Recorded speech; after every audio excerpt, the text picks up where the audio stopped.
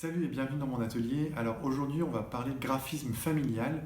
Vous vous souvenez peut-être, il y a quelques semaines, quelques mois, je vous ai partagé des images, des photos et des scans d'un carnet que voici, qui était le carnet de guerre de soldats de mon grand-père, dans lequel on retrouvait en effet des textes, des chansons, pas mal de poèmes, et puis aussi des dessins qu'il réalisait, des dessins faits au crayon, etc. Donc pour moi, c'est une pièce très précieuse, voilà, vous voyez, donc je vous en ai partagé pas mal.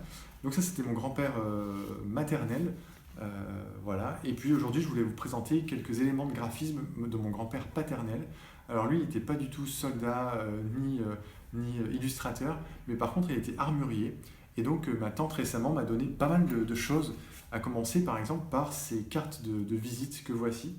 Alors ici, on voit déjà la typo de l'époque avec le graphisme, l'esthétique, sur des petites cartes toutes bleues, assez jolies, assez épurées aussi. Voilà, il s'appelait Gaston Dorn. On habitait dans le nord de la France à l'époque. Et à l'époque, les numéros de téléphone aussi avaient 6 chiffres. Voilà.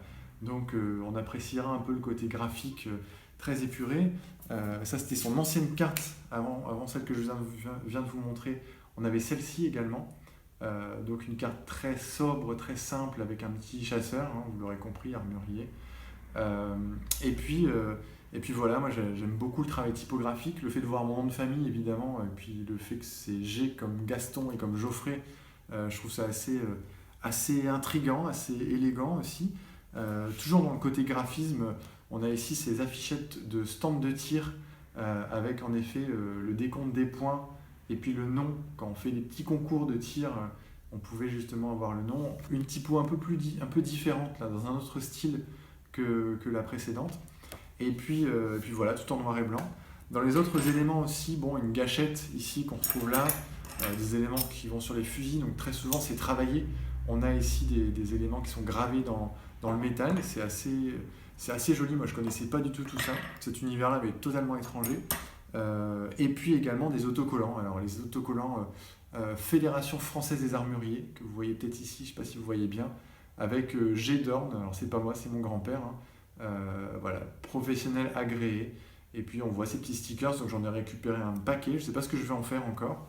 Et puis dernier truc très surprenant, c'est la cartouche de fusil, voilà, avec écrit Dorn dessus. Donc voilà, donc il faisait lui-même ses cartouches avec, ici c'est un objet qui sert à bourrer les cartouches, un objet en bois. Voilà, on peut tout simplement bourrer la cartouche avec la poudre et les balles, etc. Je ne sais pas exactement comment ça fonctionne.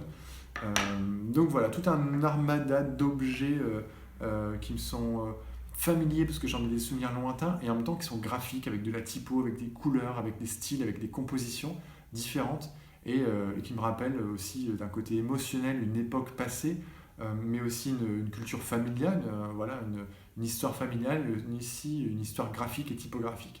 Donc voilà, je vous montrais ça tout simplement pour peut-être vous aussi que vous alliez fouiller dans les archives graphiques de vos grands-parents, vos arrière-grands-parents, peut-être même vos parents, ils ont peut-être aussi des éléments de communication, de cartes de visite, des affiches, des carnets, des choses comme ça. Parce que c'est précieux, parce que c'est notre histoire familiale et puis c'est aussi une histoire graphique, donc n'hésitez pas à partager tout ça. Voilà, ciao.